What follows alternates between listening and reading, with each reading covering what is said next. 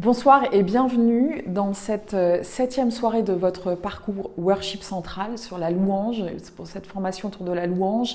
Cette septième soirée sera consacrée au leadership authentique. Qu'est-ce qu'un leader authentique? Voilà, je suis Caroline Fleury, je vais passer cette soirée avec vous. Je suis membre du groupe Allegria, que peut-être certains d'entre vous connaissent. Voilà, c'est une aventure qui a 8 ans, le Allegria. C'est un groupe de louanges qui propose des espaces créatifs à des jeunes pour permettre éventuellement une rencontre, pour favoriser même une rencontre avec le Christ. On est très concernés par cette question du leadership authentique parce que c'est l'authenticité qui nous réunit, en fait, un désir d'être ensemble et d'être dans un chemin de vérité et d'amour. Alors, la question du leadership, c'est une question centrale en ce moment, puisqu'on est vraiment dans une époque qui est très nourrie par ce sujet-là. C'est d'ailleurs même un mot qui ne plaît pas trop aux Français, parce qu'on n'aime pas tellement ce côté américain, avec tout ce que ça veut dire de formation sur Internet, de bouquins, de coach, etc. Ceci dit, il y a énormément de bouquins très intéressants sur ces sujets-là pour en apprendre, pour avoir des méthodes, pour progresser dans son leadership. Et c'est aussi un sujet compliqué parce qu'on voit aussi qu'on est dans un temps où il y a une crise du leadership fort, avec beaucoup de leaders qui sortent de la route et qui font fausse route, qui font du mal autour d'eux malgré eux.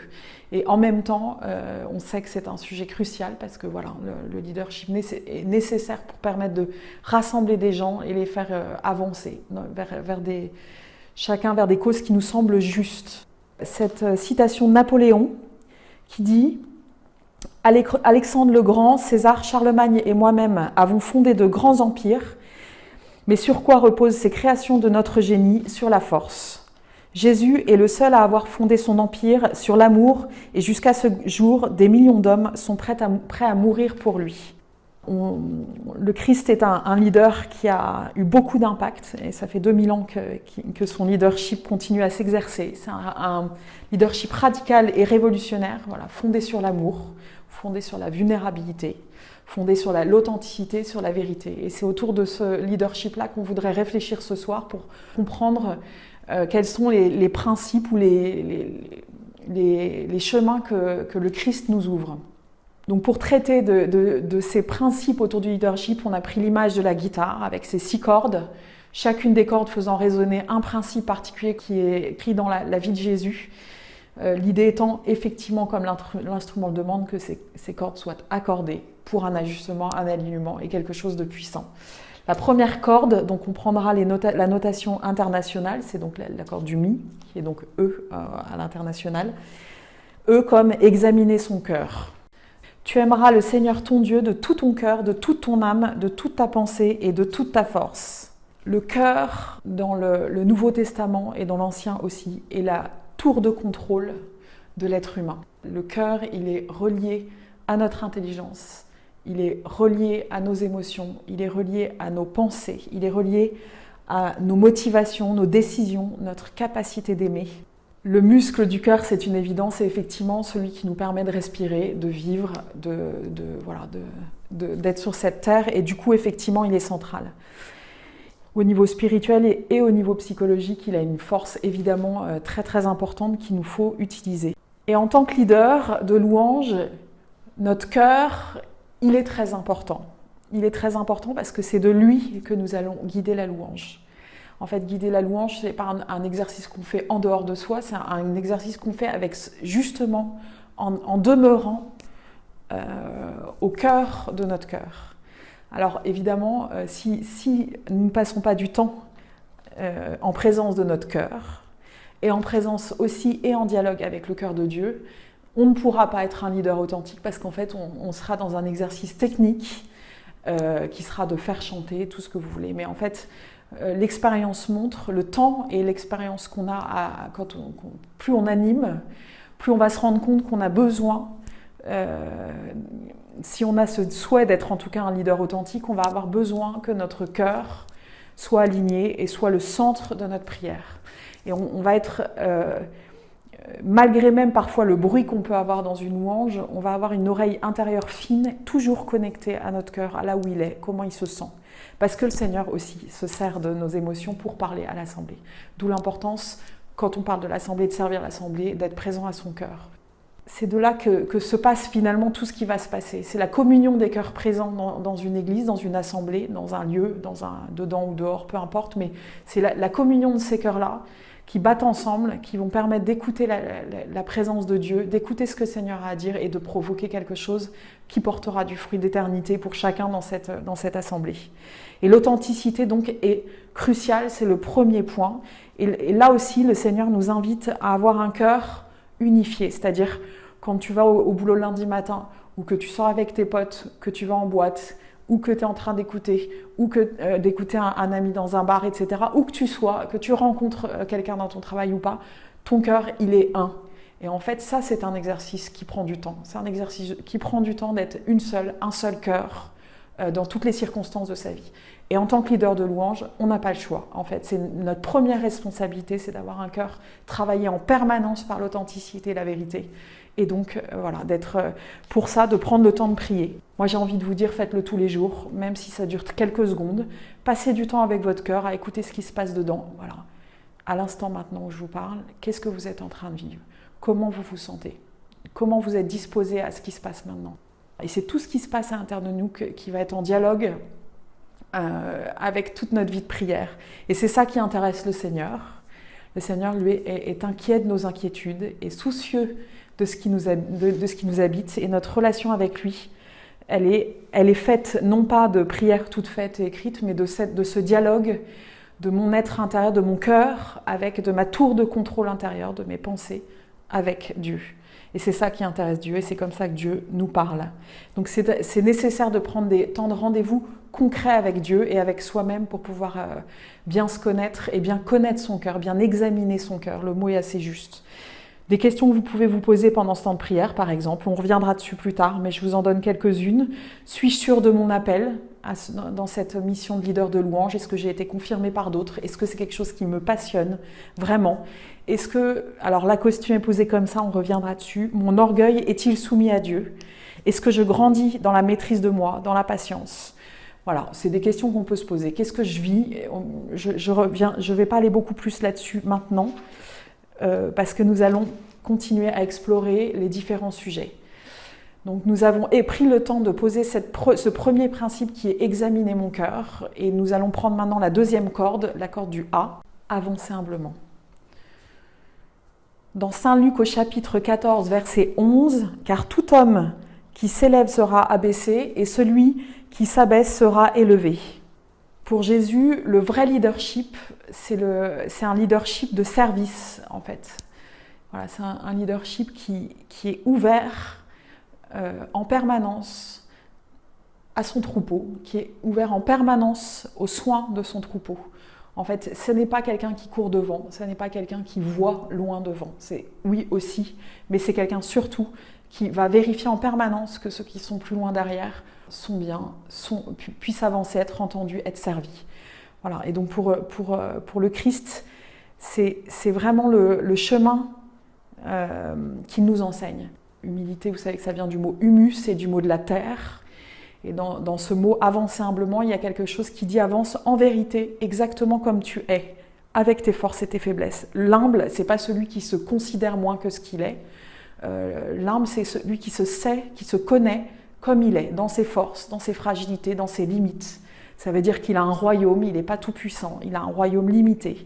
Et dans ce royaume, qui a ses limites, le Christ, lui, apporte sa toute-puissance, son amour, et puis au travers de là peut nous faire avancer, nous élargir, nous donner plus. Mais en fait, c'est toujours en conscience de cette terre qui nous habite, qui n'est pas plus grande que ce qu'elle est, et qui n'est pas non plus petite que ce qu'elle est.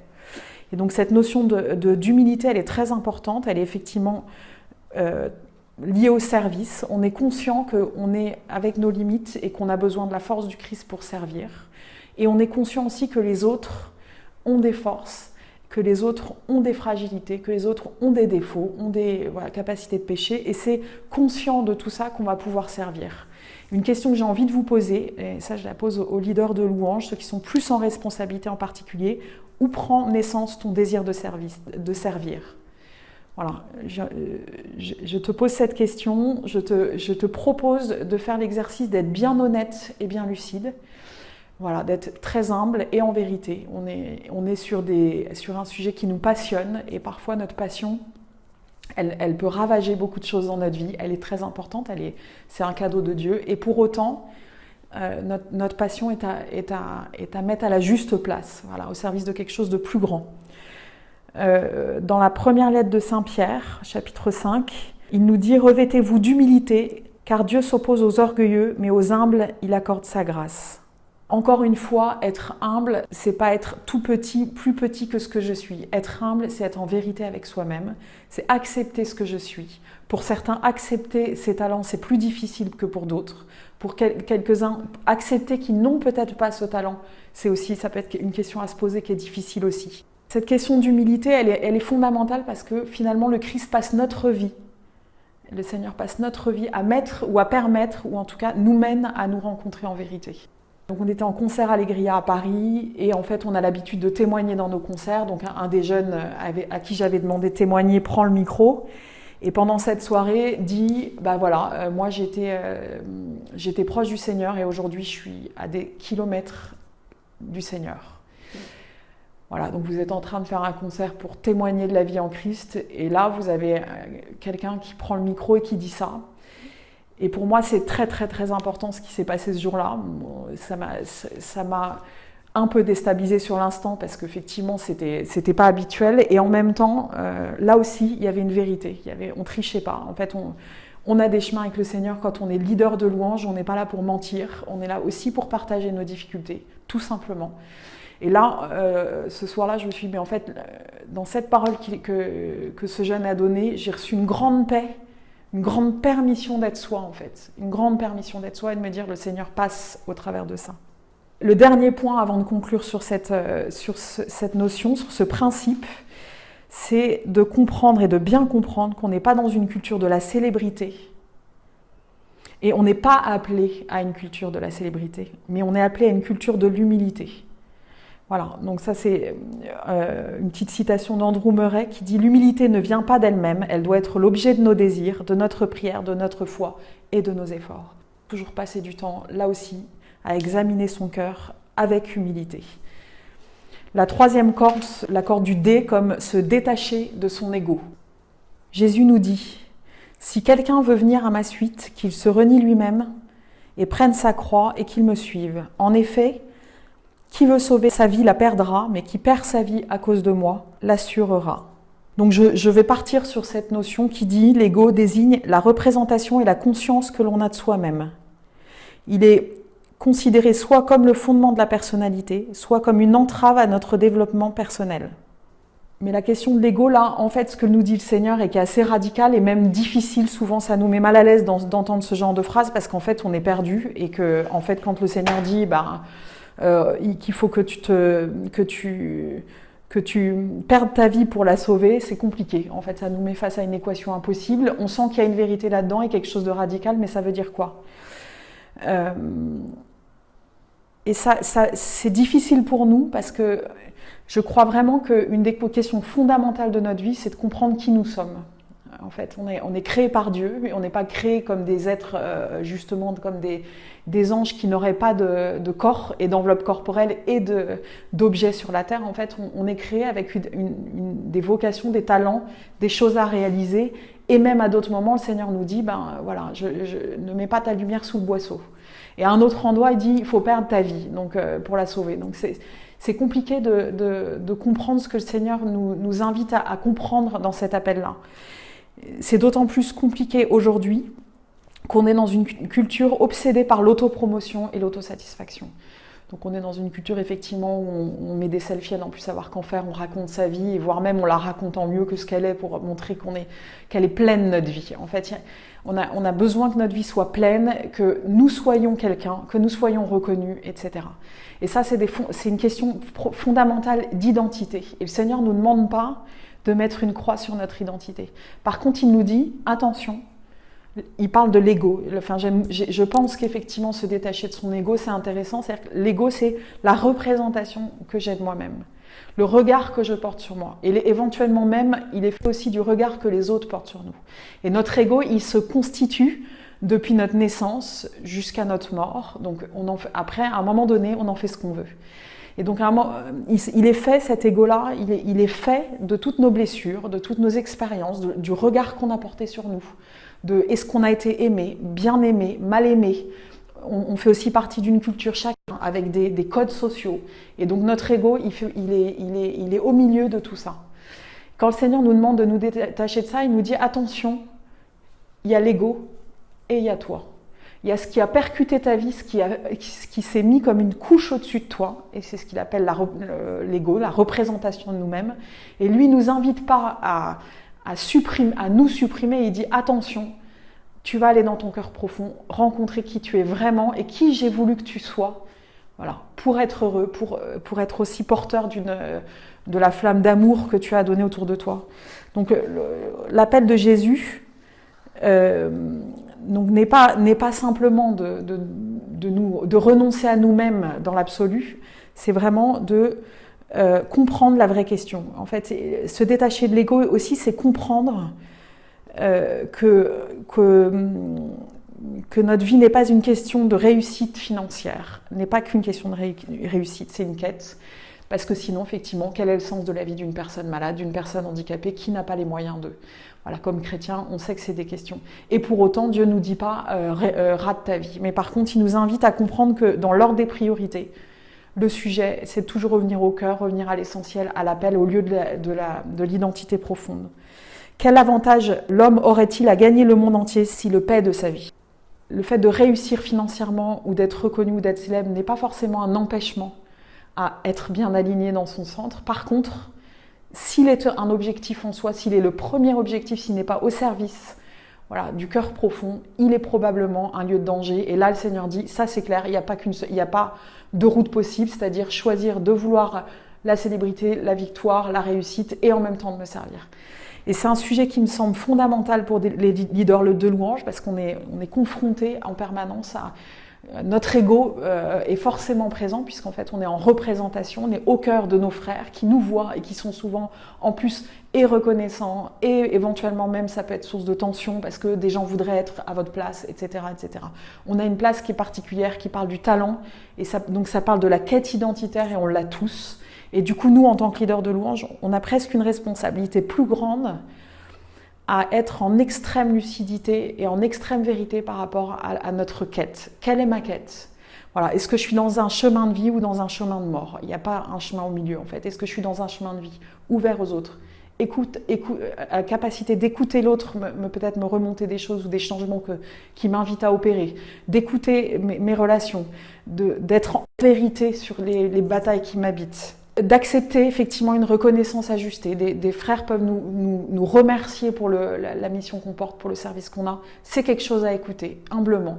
Donc pour bien comprendre cette petite subtilité autour de l'ego, vous raconter cette histoire de ce leader de louange américain qui sent un appel très très fort à la louange et qui va voir le pasteur dans son église en disant voilà c'est bon. Le Seigneur m'a appelé, je suis passionnée de louange et voilà, je veux offrir mon service à votre église. Et le pasteur lui dit pas de problème et lui demande de s'occuper des chaises et de nettoyer et de la fin de l'office. Donc il passe beaucoup de temps à ça et puis de semaine en semaine, dans son cœur ça pique de plus en plus et puis il y a une amertume qui vient, une frustration et puis ça récrimine dans son cœur. Et là, au début il accepte et puis petit à petit il se dit mais qu'est-ce qu'on fait avec moi ? Je vaux mieux que ça. Et en fait, au fur et à mesure, il vit toutes ces batailles. Et puis un jour, en rangeant ses chaises et en finissant l'office, il comprend en fait que en étant présent à ce qu'il fait, en mettant son cœur en harmonie avec ce qu'il est en train de faire, il participe à la louange. Et en fait, il a toute sa place dans la louange. Et là, il comprend quelque chose d'important. Il comprend que sa motivation à servir la louange, elle n'est pas uniquement dépendante de sa guitare et de son ambition à être leader de louange. Et c'est une notion à réfléchir en soi, la différence entre nos motivations, qu'est-ce qui me motive et quelle est mon ambition. savoir qu'est-ce qui sert quoi. Voilà. Et donc ce jeune leader de louange a compris, a reçu une leçon importante pour la suite de sa vie, en comprenant effectivement que l'assemblée de louange n'est pas faite uniquement du leader de louange qui porte quelque chose d'important, mais de chaque cœur présent à ce qui se passe. Je vous invite sur cette question, avant de prendre la prochaine corde, à ne pas hésiter à vous faire accompagner sur tous ces sujets, parce que ce sont des notions qui peuvent nécessiter du temps et de l'accompagnement et de la clairvoyance d'autres personnes autour de nous, que ce soit des accompagnateurs spirituels, des thérapeutes, des personnes qui vous permettent de vraiment trier. On est capable de se mentir assez impressionnant, de façon assez puissante, d'être plein de bonnes intentions et de pas être tout à fait en vérité avec nous-mêmes. Ça prend du temps et c'est le chemin d'une vie. Et parfois on a besoin d'aide parce que nos histoires et nos égos ont été blessés. Et qu'il nous faut des personnes extérieures pour voilà, que la tendresse de Dieu vienne agir et nous permettre de faire la vérité. On va continuer avec la 4e corde, qui est la corde G. G comme grandir dans la grâce. Prenez sur vous mon joug et mettez-vous à mon école, car je suis doux et humble de cœur, et vous trouverez le repos de vos âmes. Et dans le verset précédent, marchez et travaillez avec moi, regardez comment faire cela, apprenez le repos de l'âme. Là aussi, on s'approche du Christ qui nous surprend. En fait, il nous parle de travailler et il nous parle d'un travail léger qui n'est pas lourd. En fait, le Seigneur nous parle toujours de choses qui viennent résonner toujours au niveau de notre cœur et qui ne sont pas de l'ordre du faire ou de la volonté, mais qui sont justement de l'ordre de l'être.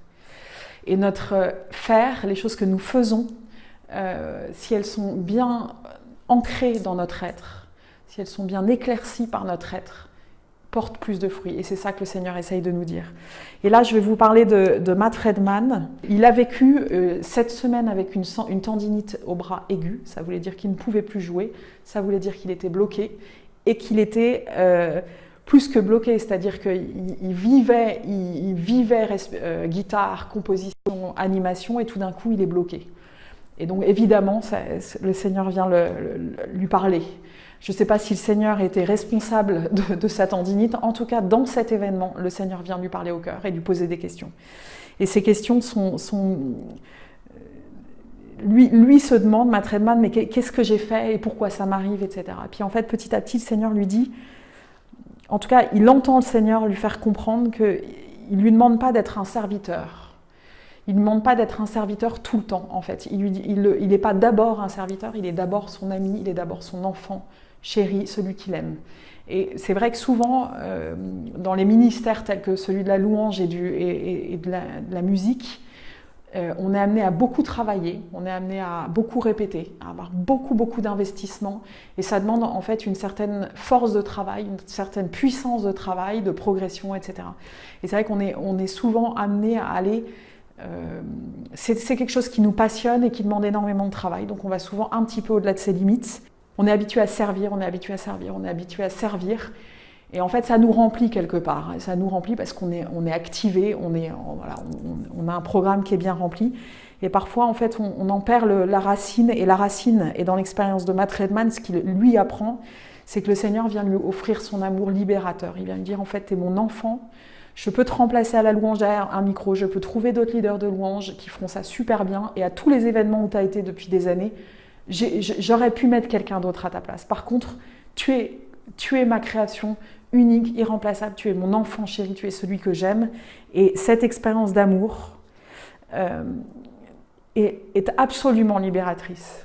C'est-à-dire qu'en fait, on passe du faire à je fais en lâchant. Et il se passe un mouvement de lâcher prise, c'est-à-dire que tout d'un coup, vous êtes plus simplement serviteur en train de faire, vous êtes plus crispé sur la réalisation et la qualité de la réalisation, vous prenez compte que le mouvement premier de cette louange, ça va être le lieu de l'amour. Ça va être le lieu où vous recevez d'abord une puissance d'amour de Dieu, et que cette puissance d'amour de Dieu, elle est tellement grande en vous, elle va être tellement forte, qu'elle va pouvoir déborder de votre cœur et se donner aux frères et sœurs présents à l'assemblée, aux invités de cette louange. Mais jamais dans l'autre sens. Quand on est dans une fatigue de louer, et technique, etc., parfois, et c'est vrai que le bras de Matt Redman le lui a dit, cette tendinite aiguë, ça dit une tension, quelque chose qui devait lâcher, quelque chose qui avait détourné légèrement son identité. C'est comme s'il était, sa guitare, il était dans l'exercice du plus, et que tout d'un coup, le Seigneur lui disait, mais tu ne peux pas recevoir mon amour en étant là. Et Je pense qu'il y a encore une fois une question d'identité de l'être, de dire mais on n'est pas là, on n'est pas des serviteurs, on est amis de Dieu. Et c'est lui qui nous le dit. Et pour pouvoir, avant de finir sur ce point, ce qui est très important à comprendre, c'est qu'on ne peut pas recevoir d'amour si on n'est pas disponible à l'amour. C'est-à-dire que peut-être il a fallu bien 7 semaines d'immobilisation à Madremman. 7 semaines, c'est long hein, pour quelqu'un d'actif. 7 semaines pour pouvoir entendre même qu'il y avait un mouvement d'amour qui était en train de se produire. Ça nécessite pour nous qui sommes dans une place d'action de savoir s'arrêter pour pouvoir recevoir, aller se connecter à la source de l'amour, aller en nous envoyer de l'amour à nous-mêmes, parce que c'est indispensable aussi, pouvoir faire ce mouvement, j'ai envie que vous reteniez ce mouvement, se recentrer sur le Christ, se recentrer sur son être, pouvoir recevoir l'amour, ça c'est le cœur de la louange. On va continuer avec la 5e corde, le B, comme baigner dans l'obéissance. Dans Saint Luc, le Seigneur nous dit « Heureux ceux qui écoutent la parole de Dieu et qui l'observent ». C'est une notion difficile, l'obéissance, parce que justement, là aussi, c'est une crise dans le leadership actuel. Hein. On parlait des sorties de route de leadership, et justement, en fait, des gens obéissent sans distance et sans recul, et se retrouvent pris soit dans des sectes, soit dans des sorties de route, soit ont été blessés par des prêtres. Enfin, c'est un vrai sujet que l'obéissance pour moi. Obéir au Christ, même au Christ, pour moi, ça veut dire qu'il y a un présupposé de confiance, qu'il y a une adhésion. Je n'obéis pas les yeux fermés et je ne pense pas que le Seigneur, si c'est un homme qui est libérateur et qui donne un amour libérateur, nous invite à une obéissance aveugle. Pour commencer, effectivement, le Seigneur nous demande d'écouter sa parole. Donc en fait, on n'obéit pas à une parole qu'on n'écoute pas, on écoute une parole qu'on va méditer. Alors, la phrase dit « Heureux ceux qui écoutent la parole de Dieu et qui l'observent ». Alors, dans le mot « observer », moi je parle en français, il y a la notion d'observer comme regarder au microscope, enfin observer quelque chose, et observer comme obéissance. Et je pense que les deux mouvements sont à penser ensemble, c'est-à-dire quand on observe, c'est-à-dire qu'on reçoit une parole de Dieu, on la laisse descendre dans son cœur, elle va venir s'enraciner quelque part, pour que notre obéissance ne soit pas une obéissance immature, mais en conscience, éveillée, en adulte que nous sommes, en accord avec notre être profond. Et je pense que quand on a ça parle d'une confiance et ça parle vraiment de ce Dieu, à un moment donné, je le connais si bien, il est tellement mon ami, et il m'a tellement accompagné sur mes chemins, que ma confiance, effectivement, va pouvoir devenir, non pas aveugle au sens de ne pas la comprendre, mais aveugle au sens de « j'ai la preuve que quand je fais confiance à Dieu, je grandis ». Et je pense que c'est vraiment un sujet qui se construit et qui est très très important, qui invite notre liberté, qui invite notre confiance. Et cette obéissance-là, dans l'amitié, elle invite au changement. C'est-à-dire quand on rentre dans l'obéissance avec Dieu, donc dans ce dialogue très profond dont j'ai parlé précédemment sur la confiance, l'adhésion, la question qu'on va renvoyer à Dieu, en fait, tout ce mouvement-là d'obéissance provoque un changement en nous, nous élargit, nous fait grandir, nous donne des perspectives qu'on n'imaginait pas. Voilà, et nous appelle, en fait, là où le sentier s'ouvre, là où Jésus est chemin, vérité et vie. Nous arrivons maintenant à la dernière corde, la corde 6, qui est à nouveau le E. Enthousiasmé pour l'aventure. Alors là, c'est le début, quoi. C'est le début, donc ça peut faire très peur. Ça peut faire très peur d'entendre ça, cette aventure. Et puis, on vient de poser quand même beaucoup d'exigences. Et puis, sur cette dernière corde, on a parlé de service. Mais j'ai envie de dire que c'est celle-ci maintenant où on commence l'aventure, c'est-à-dire qu'on n'est pas un leader tout seul. Quand on est leader de frères et sœurs, de personnes que le Seigneur met sur notre route. On est leader d'assemblées, parfois d'assemblées qu'on connaît, d'autres qu'on ne connaît pas. On est envoyé un peu partout. Dès l'instant où le Seigneur vous appelle à être leader, je crois qu'il vous appelle à appeler des leaders aussi. C'est-à-dire qu'à partir du moment où le Seigneur vient vous chercher, il vous invite lui-même, il vous a choisi comme apôtre, à appeler d'autres apôtres, à appeler des disciples et à être du coup un leader qui est en mouvement. Et en ça, l'aventure pour le leader, elle va commencer comme quand on démarre cette aventure, notre cœur, il est branché sur le cœur du Christ, notre cœur, et la volonté que la grâce continue, même si demain je meurs. Et pour moi, le leader authentique, il est dans toute cette démarche-là. Et il va finalement pas avoir besoin beaucoup d'enseigner par la parole, mais effectivement, son leadership authentique va permettre à d'autres de comprendre et d'intérioriser. Voilà, en voyant le leader faire et en voyant aussi le leader se planter, reconnaître qui se plante en vérité et de vivre cette communion fraternelle ensemble. Et je pense que dans un leadership authentique, c'est hyper important que le leader soit entouré de frères qui soient hyper vrais avec lui et que lui soit vrai avec les autres dans la rencontre de ce qui va et de ce qui ne va pas, dans l'amour et dans l'authenticité. Et du coup, ce leadership va pouvoir être fécond.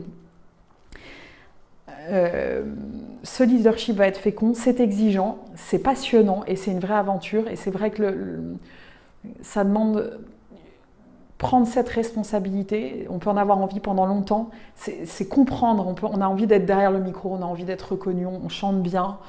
Et puis on a son cœur qui brûle quand on chante. Et moi je dis souvent aux jeunes qui veulent être leader de louange, mais faites-le et prenez conscience que la vraie bataille, elle ne se joue pas au moment où vous chantez. Elle ne se joue pas du tout quand on est sur scène. À ce moment-là, j'allais dire, c'est déjà bien entamé. Ce qui se joue, c'est avant et après.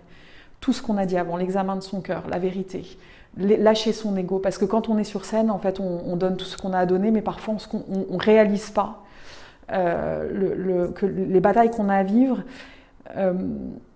L'autre chose aussi qui me semble importante, c'est que le leader soit exigeant vis-à-vis de lui-même au niveau, malgré tout, technique. Parce que c'est aussi un sujet important et donc il invite aussi les membres de son équipe à progresser techniquement et bien sûr sur toutes les valeurs dont on a parlé. Pour conclure cette soirée et ce parcours, je crois que c'est un sujet crucial pour le temps d'aujourd'hui d'avoir des leaders authentiques. À titre personnel, je suis en permanence en train de chercher vers qui je peux, en dehors du Seigneur, mais dans mes frères sur terrestres, je cherche des gens qui puissent être authentiques et vrais, qui puissent m'apprendre, en fait, non pas à bien jouer du piano ou à bien chanter, parce que ça, il y a des professeurs qui sont là pour ça, mais à porter une assemblée, non pas vers une sortie de soi, mais une rentrée en soi.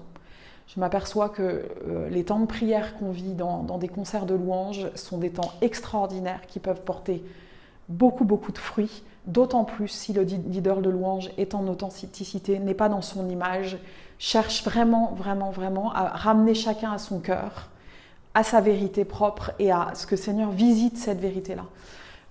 Pour moi, vivre la louange, c'est pas une sortie de soi, c'est une entrée profonde dans la vallée de sa vie avec sa vallée de larmes, sa vallée de joie. Et nous, en tant que leader, on a cette chance d'être porte pour ce chemin de vérité et de vie. Voilà, pour moi, c'est ça le leadership authentique.